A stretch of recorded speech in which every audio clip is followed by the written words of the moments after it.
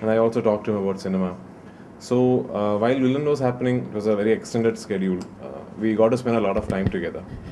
So it was Santoshan who first told me about this idea of a film that could be made about the first white man who came to India or who came to the East. The first man from the Western world who came to the East. Now, if you really think backwards, it's very interesting. Imagine the first white man that you would have seen, the first man who would carry a gun, the first man who had a weapon other than swords and shields. So it's a very interesting premise. So when we started researching, the first white man from the West who discovered the Eastern world was Vasco da Gama. He came to Calicut in 1498. And so then slowly the idea about the film Urumi was born. And initially, Santosh and I thought that we can produce it, just the two of us can produce it. But when Shankar Ramakrishnan came in and he started writing the film, it started becoming bigger and bigger and bigger, and we realized that it will be much more expensive than what we initially thought. So, which is when I invited a friend of mine, Mr. Shaji Nadeshan, who runs a construction company in Dubai, and asked him if he would be interested in co-investing in a project like this. He said yes, and we launched a private limited company, and we set about producing the film. But as one of your colleagues asked, Urumi as a film is way beyond what you can wisely spend on a Malayalam film. So from the very first day that we set about designing the project, we were very particular that this film had to be able to travel beyond Kerala. If it was only made for the 150 theatres in Kerala, then it's a foolish idea.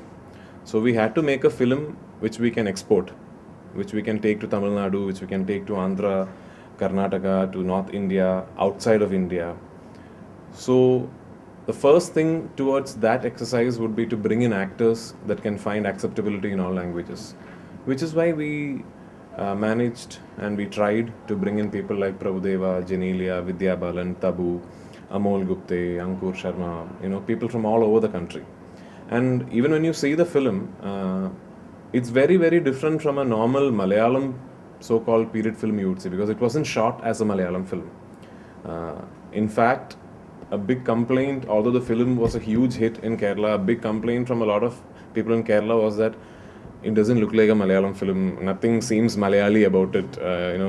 The costumes, the styling, even parts of it were reshot for other languages. So it is really not Malayalam. So we deliberately decided that we will not root it in any particular nativity.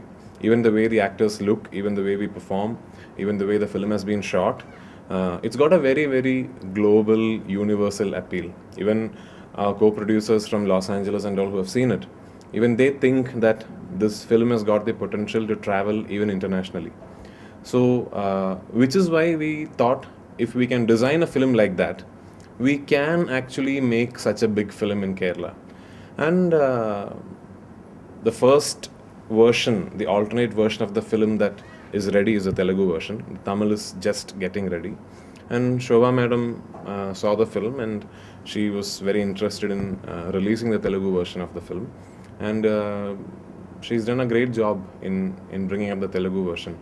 I strongly feel that for people who have seen the Telugu and the Malayalam version, I will not be surprised if you think that the Telugu is a better version, because it is quite well done. Yeah, Shankar Ramakrishnan, the writer, who's also a friend of mine. In fact, he has directed a film with me before this. He's a very close friend of mine. We've done some extensive research on that period. Now, there is something very tricky about the 14th and 15th century, because from the early 17th century, you have documented history. You go to the public libraries or you go to internet, you can actually get documented history. But you go beyond that, like 16th, 15th, 14th century, there is very little documentation. There is not a lot of books or not a lot of, records kept for history in that period. And also about 15th century, for example, if you say Malayalam spoken in 15th century is not the Malayalam that is being spoken today. And if you want to be really original about the costumes, if you want to really stick to the period, in 15th century, women, at least tribal women in South India, didn't wear anything from waist above. Now, you can't do a film like that. So you have to deviate from the actual history in a lot of ways. So what we have tried and done is create a whole ambience. The ambience of the whole film is actually from Santosh Shivan's imagination. Even if it is the costumes, the locales, and everything, is something that is constructed from the director's imagination. Actual 15th century history is really difficult to film, but not in the form of Mohiniyattam. It was called Dasiyattam then. Mohiniyattam is a dance form that derived itself from a form of dance called Dasiyattam. Dasiyattam was later banned. It was illegal to be performing Dasiyattam. But during 15th century, Mohiniyattam existed in a more original form.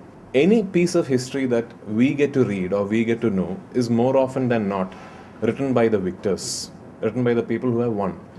Accountability of any war, accountability of any major event in history will be written by the people who have won it. Now, the sad thing about Indian history is that till 1947, our history has always been tragic.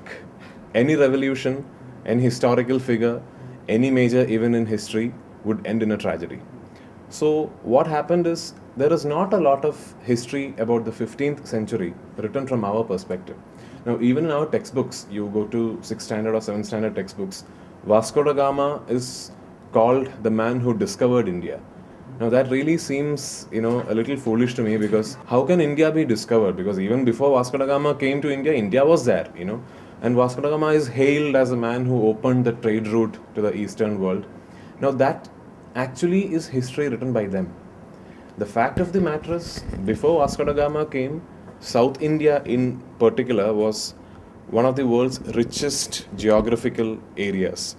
This man came and started the deterioration that happened, and from the time Vasco da Gama landed second time in 1502, for about 400 years we were slaves till one Mahatma Gandhi came, So history in that perspective has never been told. And strangely enough, there has never been a film in any language, Hollywood included, that has been made on this major historical event. Vasco da Gama's arrival in Calicut in 1498 is probably the biggest event between the East and the Western cultures that exist in the world. Everything that happens from a cosmopolitanization of a city to globalization, everything that we talk about today started from that one event, and there has been no film made on it. So in that way, it was very fascinating to have such a big area that no one has spoken about. So more than anything, it was, rather than making a historical statement, it was the whole idea behind stating a different perspective on what was already a well accepted theory in history.